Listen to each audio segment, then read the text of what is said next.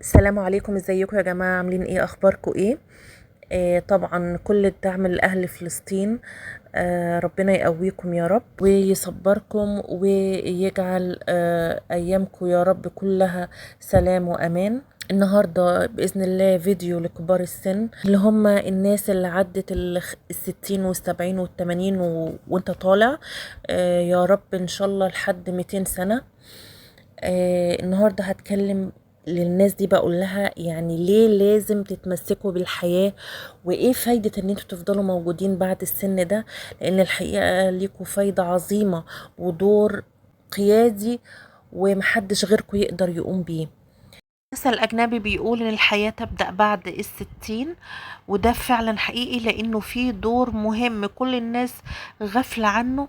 لا يمكن يقدر يقوم بيه غير الناس الكبيرة اللي ليها خبرة في الحياة دي. انا هتكلم عن فكرتي انا عن الحياة والموت، لانه انا يعني في الثلاثينات، بس انا حاطة نفسي مكان الناس الكبيرة. ولو ربنا قدرني الحياة، يعني ان شاء الله اكيد هكبر وهوصل للسن ده. ف يعني خلينا نبتدي بأبسط حاجة، ويمكن أكتر حاجة ممكن تقنعكم وتشجعكم إن انتوا تكملوا الفيديو، إنه محدش ضامن آخرته. فوجودك في الدنيا يعني بتزود فيها ميزان حسناتك. الدنيا احنا بنستثمرها للآخرة. اعمل حاجات كويسة اكتر، لانه انا من وجهة نظر المتواضعة ان الانسان لما بيعيش اكتر في الدنيا، كل ما بيكبر في العمر هو الحقيقة بيعرف اكتر ربنا، وبيزيد ايمانه بربنا اكتر واكتر، وبيشوف وبيحس بقدرات ربنا اكتر، لانه الاخرة ما فيهاش حل وسط، فيها يا جنة يا نار. فلازم تكون انت مأمن نفسك. عشان كده انا بقولك لازم تخليك عايش علشان خاطر تزود ميزان حسناتك، ودي ابسط حاجة اقدر ابتدي بيها الفيديو.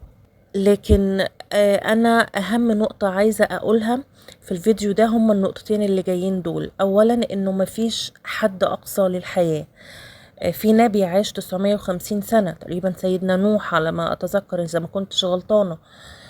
كمان الحياة حق، طبعا الموت حق، بس كمان طالما ربنا قدر لك انك تكون موجود على كوكب الارض، فانت اصبح من حقك الحياة، وواجب عليك انك تدافع عن حقك ده في الحياة.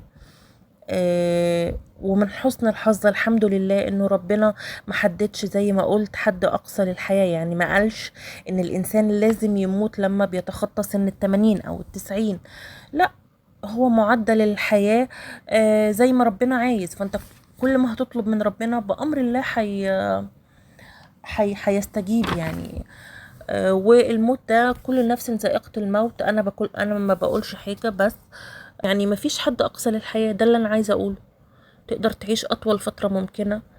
تاني حاجة ودي المهمة جدا، انه اوعى تفتكر ان مهمتك في الحياة بتخلص لما بتجوز ابنك او بنتك.